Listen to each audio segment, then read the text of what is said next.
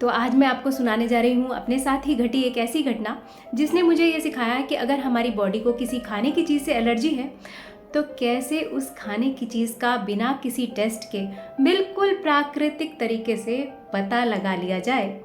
Allergy ये क्या होता है? अगर बिना कुछ गलत खाए आपको लगता है कि अचानक ही आपका पेट खराब हो गया, डायरिया शुरू हो गया, या फिर बिना किसी ठंड लगे आपको अचानक ही ब्रेथलेसनेस की प्रॉब्लम हो गई, ज़ुकाम हो गया, नाक चोक हो गई, या फिर अचानक ही बॉडी में बहुत सारे रैशेस आ गए, तो उसका कारण फूड एलर्जी हो सकता है। और ये बहुत ही आसान तरीका है। बात 1998 के आसपास की है। अचानक ही ऐसा हुआ कि मुझे बहुत ही शूटिंग पेन पेट में शुरू हो जाता था, इतना तेज़ दर्द होता था कि उसके साथ वोमिटिंग और डायरिया भी शुरू हो जाता था। और ये दर्द कभी 15 दिन में, 20 दिन में, तो कभी 1 महीने में होया करता था। हमने सारे टेस्ट करा लिए मगर किसी भी टेस्ट में कुछ भी निकल कर नहीं आया। बात 2001 की है। उस दिन मेरा अहोई अष्टमी का फास्ट था। ये निर्जला व्रत होता है जिसमें कुछ भी खाते पीते नहीं है और इस व्रत को तारा देखकर तोड़ा जाता है। तो नॉर्मली मैं ऐसे व्रत जिसमें कुछ भी खाते पीते नहीं है, मैं फ्रूट से ही तोड़ती हूँ। तो तारा देखने के बाद मैंने जो सबसे पहला फ्रूट खाया वो था पियर। उसके बाद मैंने नॉर्मल खाना खा लिया, लेकिन 3-4 घंटे बाद मुझे बिल्कुल वैसा ही शूटिंग पेन अचानक ही शुरू हो गया।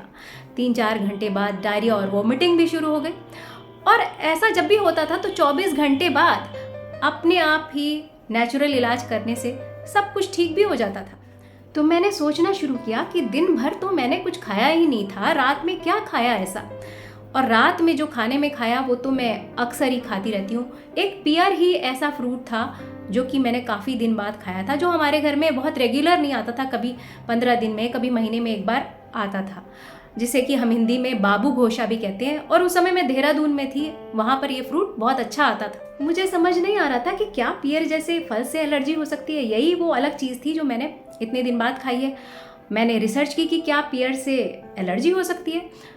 तो रिसर्च में मुझे पता चला कि हाँ, पियर से एलर्जी हो सकती है। इसमें कुछ ऐसे तत्व होते हैं जिनसे कि डायरिया और वोमिटिंग हो सकती है।